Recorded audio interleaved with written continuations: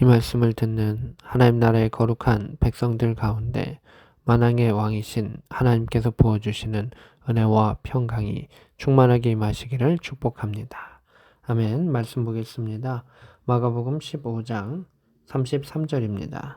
제6시가 되매 온 땅에 어둠이 임하여 제9시까지 계속하더니 이렇게 되어 있습니다. 이제 오후의 시간이 접어들었는데 오후의 시간, 낮 시간이죠. 그 시간에 어둠이 임하였었다라고 말하고 있고요.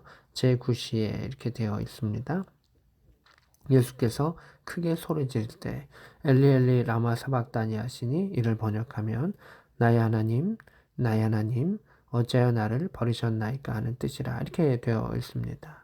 그래서 이 마가복음 가운데는 엘리 엘리 라마 사박다니 그 예수님의 말씀을 강조하고 있습니다. 뭐 요한이나 뭐 다른 곳에 보면 뭐 다 이루었다라고 하는 것이 강조가 돼 있을 수 있겠지만 여기는 이 말씀이 강조되어 있습니다. 왜 이 말씀이 강조되어 있을까요? 예수님께서 죽으셨을 때 단독자로 죽음 앞에 서시고 늘 하나님과 함께 계셨으나 이 죽음으로 인해 가지고 하나님과 분리되실 수밖에 없었던 그 상황, 그 고통의 순간, 그 죽음의 고통이 아니라 하나님과의 그 분리가 가장 큰 고통이셨던 그 외로움, 하나님과의 분리의 그 외로움이 가장 큰 고통이셨던 예수 그리스도의 모습을 보게 됩니다. 하나님이 예수님을 버려서 죽음으로 몰고 갔다. 이런 뜻은 전혀 아니고요. 우리는 모두 다 죽음 앞에 설 수밖에 없는 존재인데 그 안에 있는 그러한 극한의 외로움들을 예수님께서는 표현하셨던 것을 보게 됩니다. 그리고 그 길을 하나의 말씀 안에 순종함으로 걸어가셨습니다. 35절에 사람들은 뭐 이 말을 뜻을 알지 못해서 엘리야를 부른다라고 말한 사람도 있고 36절에 어떤 사람은 달려가서 해면에 신포도를 적시어 마시게 이렇게 하려고 한 사람도 있습니다. 예수님이 고통스러워서 여러 가지 소리를 지르시구나라고 해서 그 신포도를 주는 사람도 있었습니다. 또 어떤 사람은 이야기합니다. 가만두어라. 무슨 짓을 하든지 그만두어라. 엘리야가 과연 와서 그를 내려주나 보자 하더라라고 하는 조롱하는 사람도 있었던 것을 보게 됩니다. 37절에 예수께서 큰 소리를 지르시고 숨지시더라 이렇게 되어 있습니다. 그래서 마가복음은 예수님의 마지막 모습을 이렇게 표현하고 있습니다.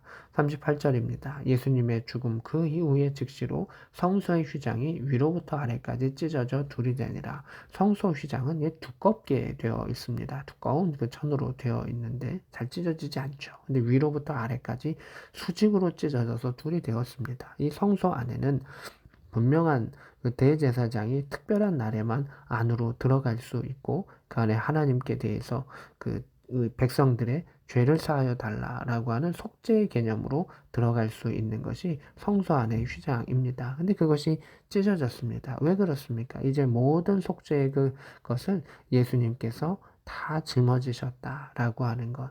예수님께서 유한의 그러한 제물에 의한 희생이 아닌 예수 그리스도가 직접 희생이 되셔서 하나님께로 나아가는 모든 길을 여셨다라고 하는 특별한 의미가 이 안에 있습니다. 성소가 찢어짐의 그 의미, 예수님의 몸이 찢어지시고 피를 흘리시고 죽으심의 그 의미가 이 안에 잘 표현되고 있는 것을 보게 됩니다. 39절입니다. 예수를 향해 섰던 백부장이 그렇게 숨지심을 보고 이 사람은 진실로 하나님의 아들이었도다. 이 예수님의 죽음을 보면서 많은 사람들이 각자의 생각을 했을 것인데, 뭐 대제사장은 됐다, 끝났다, 뭐 이런 생각을 했을 수 있겠지만, 그 중에 한 군인은 백부장은 하나님의 아들이셨구나라고 하는 것을 느끼게 되었다라고 하는 특별한 구절과 40절에 멀리서 바라보는 여자들이 있었습니다. 예수님에게는 12제자, 70인의 제자도 있었지만은 이 여자 제자들이 예수님의 사역을 잘 도와줬던 그런 사람들입니다. 교회 가운데서도 여전도회가 교회의 중심이 되고 뒤에서 많이 돕는 이들인 것처럼 예수님의 사역 가운데서도 이 멀리서 바라보는 여자들이 예수님을 도왔던 사람들입니다. 물질로도 도왔던 것이고 예수님의 식사와 뭐 여러 가지 것도 도왔던 것이고 그 제자들의 모든 활동을 도왔던 그 여자들이 여기에 나타나 있는 것을 보게 됩니다.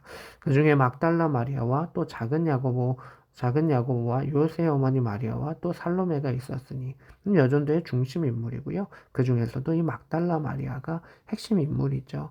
귀신 들렸다가 치유받았는데 그 예수님의 은혜에 감사하고 감격하여서 예수님을 따라다니며 그 예수님을 위해서 헌신했었던 그 제자 공동체를 위해서 헌신했었던 귀한 이들이 있습니다.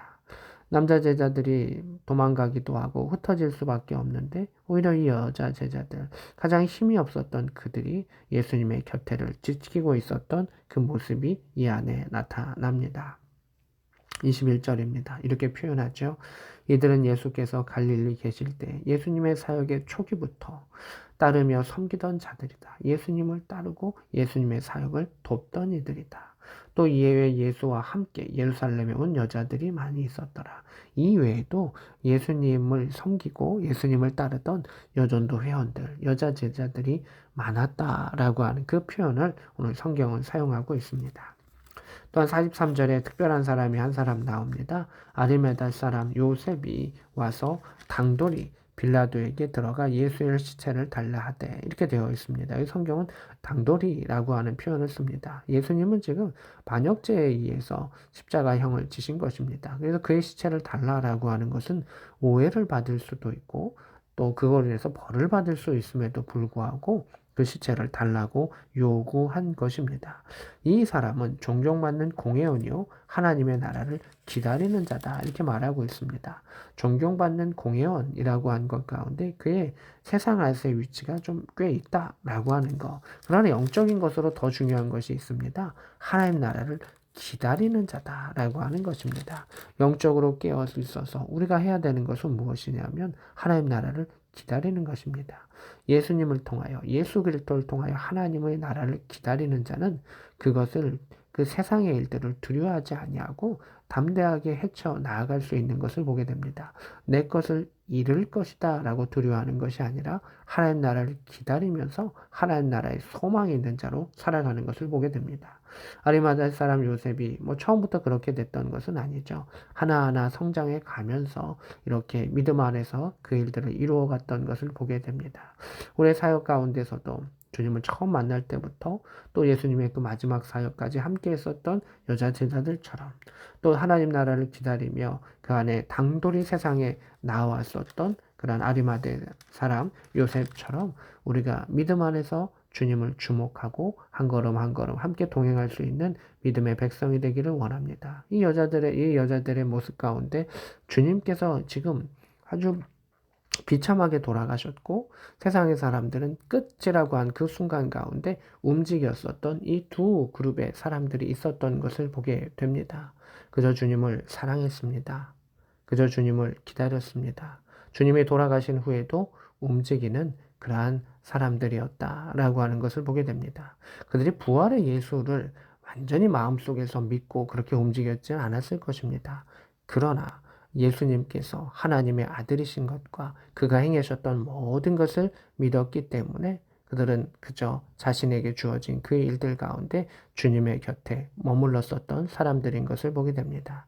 우리의 삶 가운데 그 나중과 그 이후의 것을 잘 알지 못할 때도 있습니다. 그러나 주님을 신뢰하고 하나님을 사랑하는 가운데 나아가는 자에게 하나님께서는 다시금 찾아와 주실 것이고 함께 할 것이고 복의 역사로 인도하여 주실 것입니다.